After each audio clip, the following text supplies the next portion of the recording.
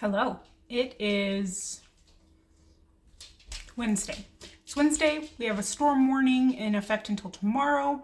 In fact, I didn't even take the big one to school today because it is colder up where she goes to school, and it was supposed to snow all day, and I was worried that we were going to get stuck and taking the babies out RSV season, you know what I mean? Like, we didn't do that. My glasses are dirty. One second. So, my niece texted me yesterday and she asked if I would be willing, I just cut their nails. I don't know why they're so click-clacky. If I would be willing to make a meal for someone she knows.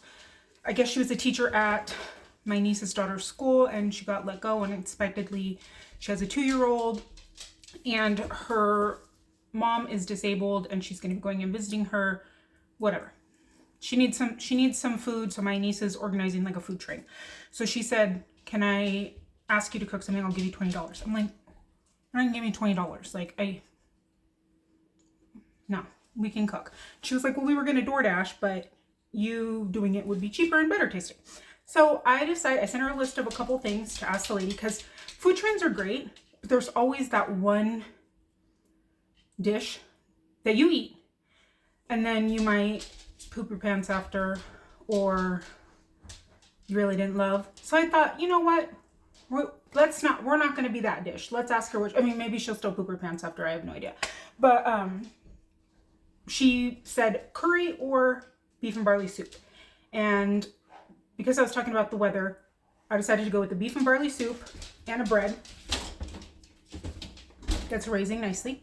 But I thought, why don't we do one roast, 2 nights? So for tonight's dinner, I have about a pound, and this is a bone. It's a bone-in chuck roast, and I'm going to throw that on there for extra flavor. And then, we'll revisit later with this roast, and I think we're going to do birria tacos. So let's make some soup. I have everything already prepped and chopped. So we have our roast.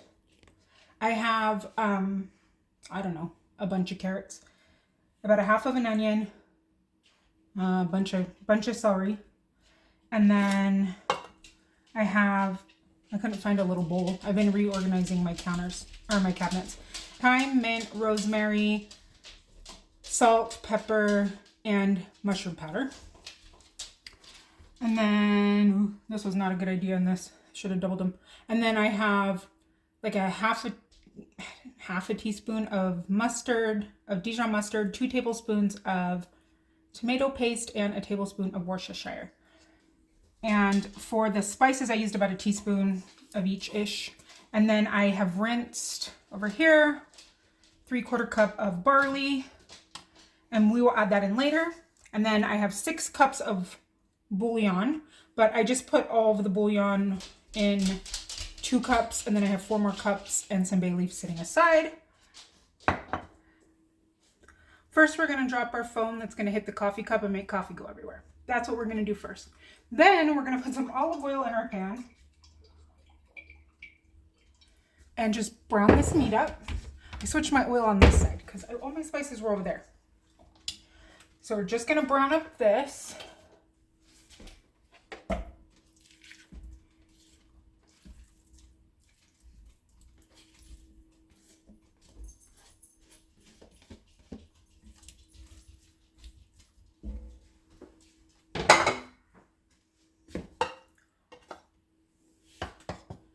And I have it on like a medium-high heat. We'll do a little bit of salt and pepper in there. Like a pinch and a half.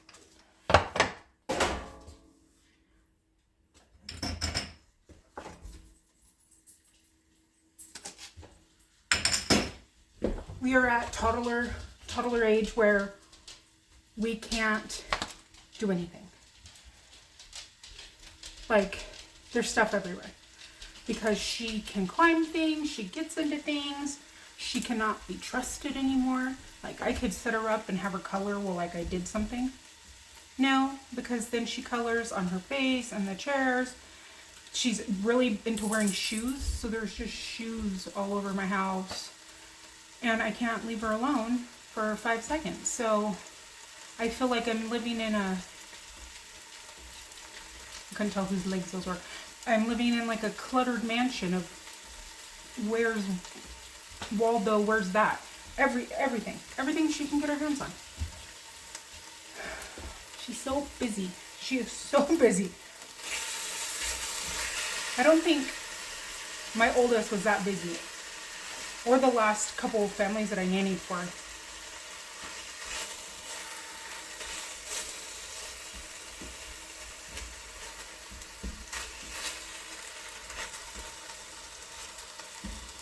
So I'm just going to let this get a good browning to it, and then we will add in the rest of the stuff.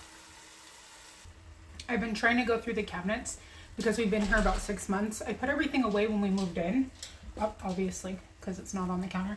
But you know, it takes a while to figure out if something's in the right spot, if it's functional, if it works, if it gets too cluttered there. So I switched a bunch of stuff around and put my pots over there. And I'm hoping that I like it better, but there's still stuff that I need to put away. And I said when I took everything out, I'm not keeping all this. We don't need all it all, and I wanted to get rid of some of it. So that's what I've been doing.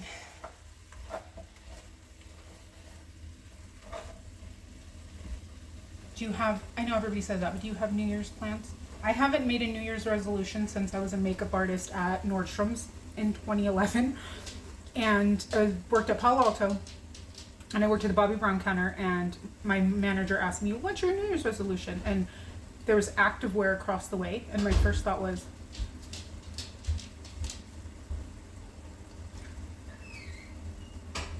big kid.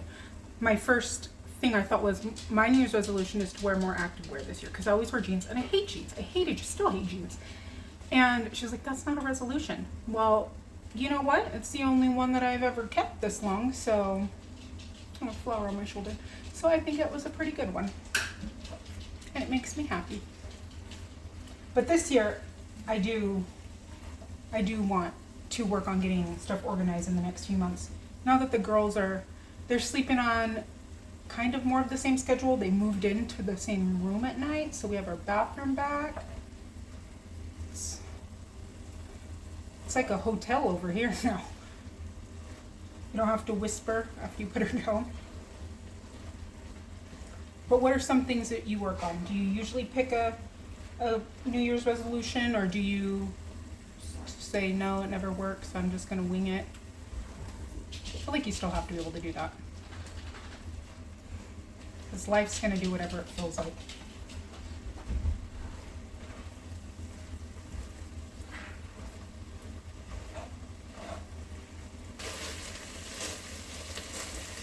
I'm gonna add just a little bit of, I'm gonna add just a little bit of this water with my bay leaves in it just to deglaze this.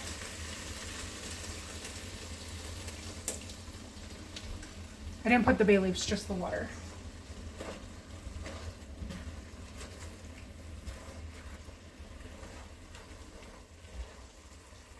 Okay, now I just have an empty dish. I'm gonna pour all that into there, and then we're gonna cook up the other stuff.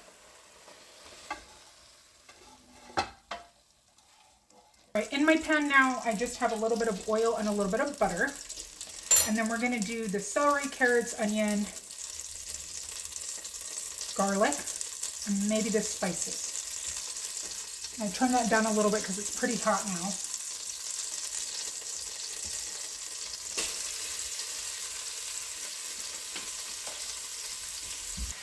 We'll let that cook down for a minute. We have those three things in there, and then we'll add in some others. Or add in the garlic. Have you ever been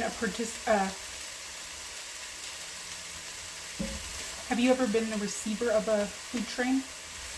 Or I've never heard it called that before recently, but it's essentially you just have people bring you food for a few nights if you're going through something, or maybe you just need it, you know? Or have you ever made dinner for one? What was your favorite thing that you ever got? When we had the middle one, someone brought us dinner, and it was these meatball sandwiches, and they're part of our staple now because they were so good I had to get the recipe from her. That's what I'm hoping tonight is, that she enjoys it enough that she's like, oh, I want to make that one day.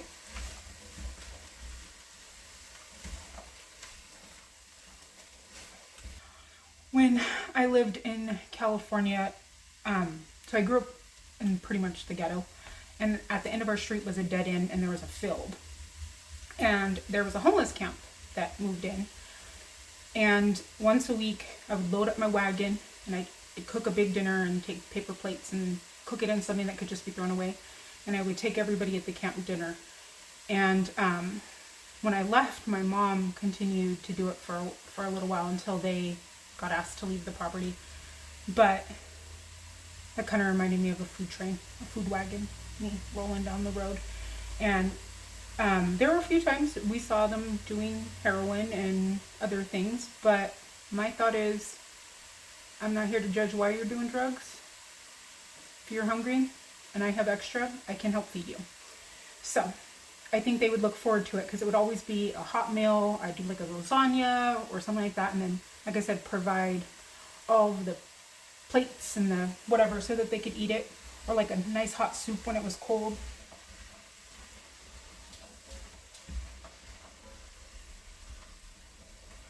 Okay, these are cooked down a bit.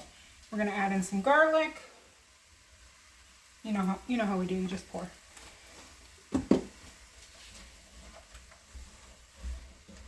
Give this a mix and let that kind of cook.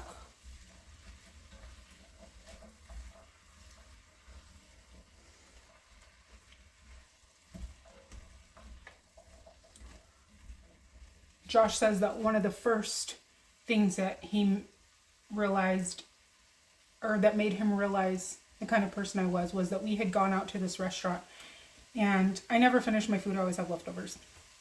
So I had my leftovers and there was this guy digging in the trash for food right outside. So I'm like, pull over.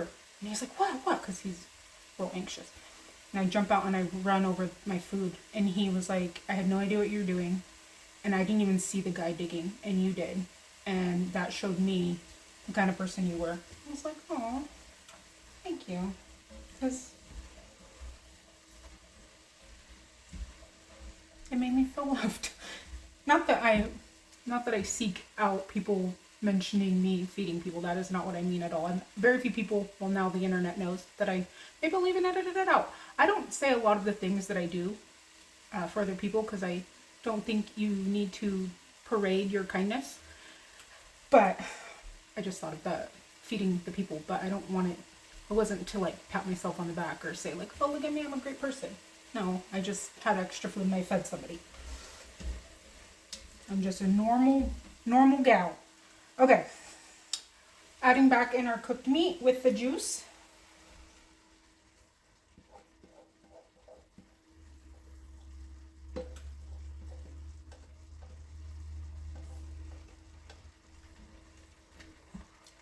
And then we'll add in our stock. And I did 6 cups, but I might need to revisit it and do a little bit more later.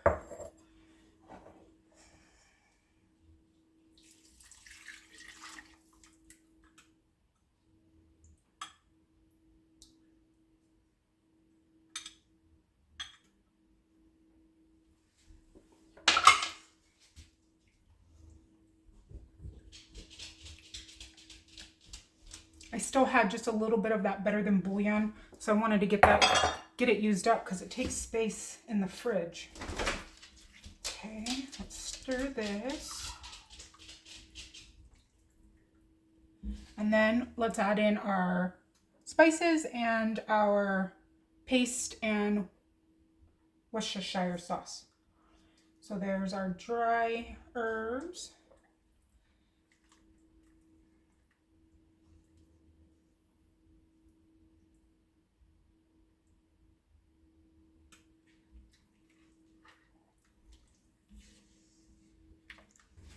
While I'm waiting for that to kind of come to a boil before I add in the liquids, I'm going to put the rest of my tomato paste in these and freeze them because I hate that you always have that much left over. That's why I never buy tomato paste, because I never use a full container. So I thought, well, this seems like a good idea.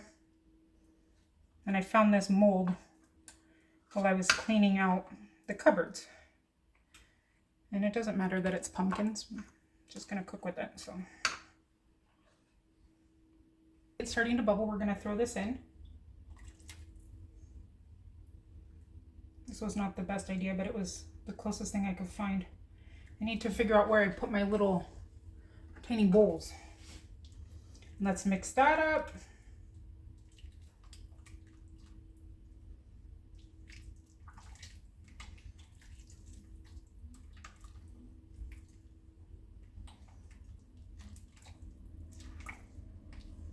So look, even a new spoon. Let's taste it now.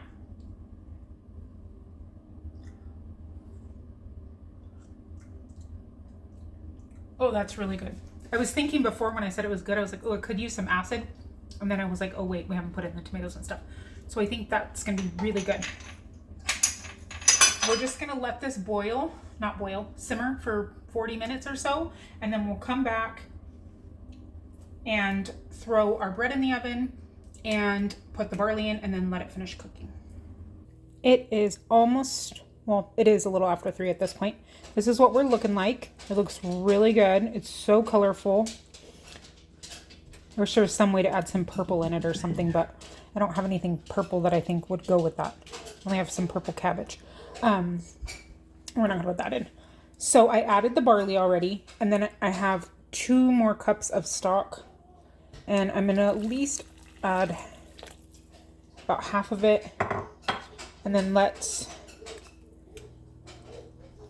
see how that looks, because once that barley soaks up the water, we're not going to have as much. I guess it'd be more stew-like, but I think we'll just do that for now. Just add that amount, and we'll have the other cup set aside if we need it. I have the oven preheating for our bread. I hope I give it enough time to raise, and we will show you what it looks like when it's all done. I wound up adding that 2nd cup of broth plus another cup, and I think I like this texture a little bit better. The barley still has probably 5 or 7 minutes left to cook, but it's almost time for her to be coming to pick this up. So I wanted to make sure I had it recorded, but it's really good. And look at that. We'll obviously take the bone part out before we give her her portion, and then we will have the other half for our dinner tonight. And then the bread is cooking in there. We got some bread going. I think it'll be a really nice warm dinner for this cold day. So it's the same day, but I decided I want to slow cook this birria overnight and have it just really flavorful. So I thought we would put it in the crock pot together, and then tomorrow we'll cook and all that. So I used all the rest of these. I'm not even going to attempt to say these. This kind of chili. So I have 1, 2, 3, 4, 5. And then I have chili ancho. And I'm going to throw 2 of those in. Sorry, that was bad. And then I have the chili de arbol. Again, I don't speak Spanish. And I have 5 of those. I don't want to put too many because these are the spice. So we have those in our water. They are de-seeded and the tops are removed. And then we have like 5 bay leaves. Some people put a carrot. I don't have a whole carrot, so I have a handful of baby carrots. A whole onion. That's just for my... Oh. There we go, wiped it off. That was just the cover. So a whole onion. And then all the garlics.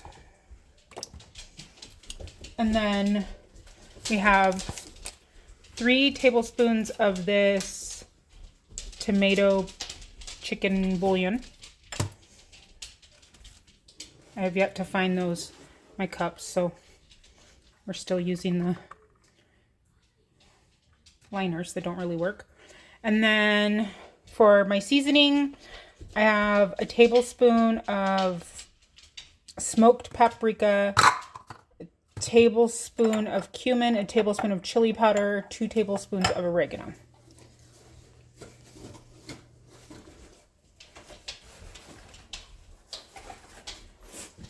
And then we are just going to throw all the meat from earlier just right into it.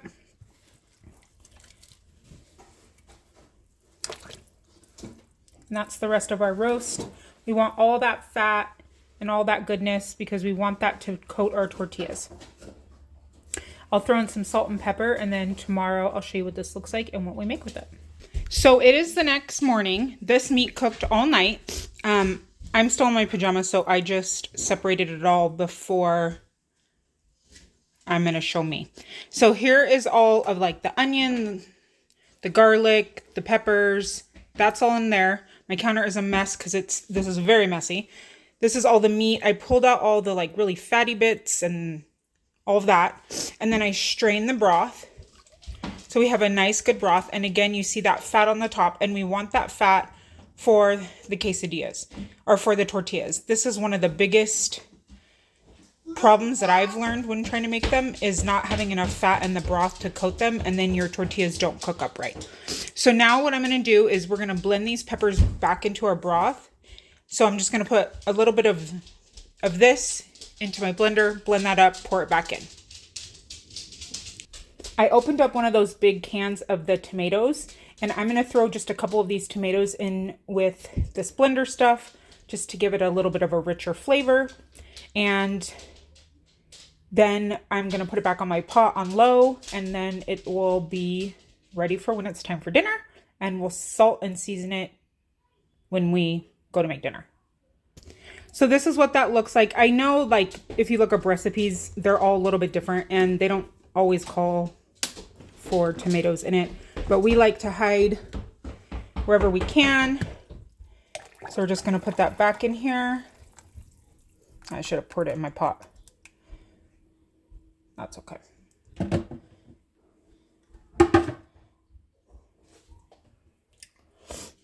And now we have just like this really rich, delicious, flavor-packed broth.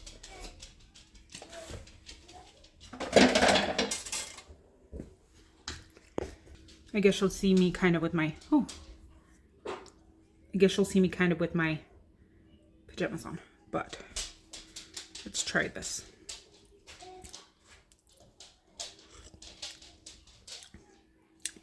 Oh, that's so good. And it does need a little bit more salt, but like I said, we'll do that when it gets closer. I'm just going to put it back in my pot and leave it on my stove for a couple of hours until it's dinner time. We are going to make these tacos. I have my birria meat and consomme rewarming. I have my tortillas, some cheese. I have some cilantro and onion cut up, and I'm making some beans. So first, you're just gonna take your tortilla and you're gonna just put it on the top. And I'm no pro at this. This is just what I've learned from many mistakes. So you want it nice and coated.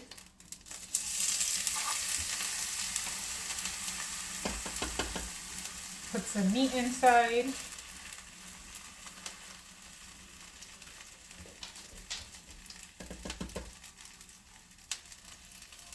Probably should pull the meat out.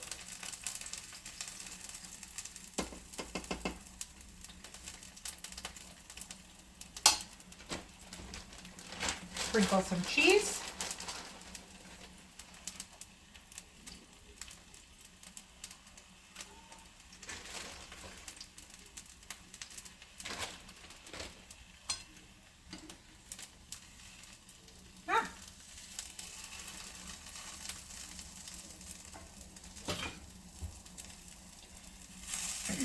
And if you don't have the fat from your consomme on your tortilla, they just stick to the pan and fall apart.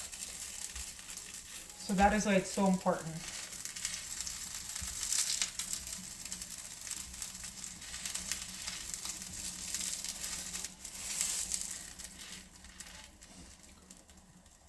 So I'm not making one taco at a time. And I did add probably a quarter teaspoon of cinnamon in my broth.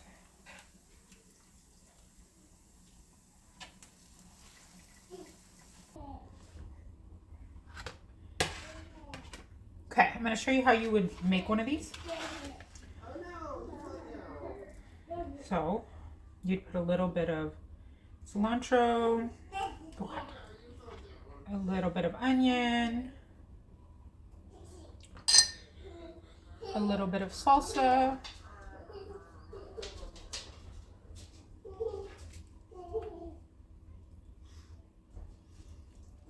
it's already falling apart. So that's what it looks like. My plating is not beautiful. This is just the soup. Let's try it. Ooh, you're crooked. Okay, let's try it.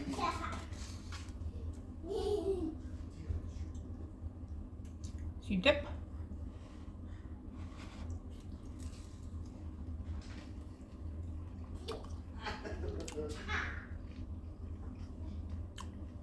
Oh my gosh, it's so good.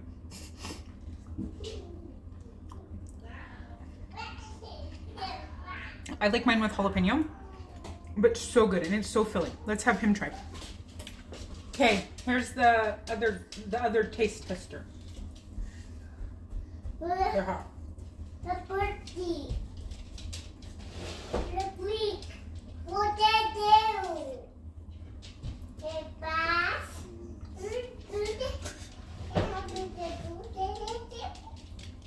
I'm going to say that the double dip means it's good. Yay! Okay, well, I'm going to make the rest of these and then we're going to have dinner.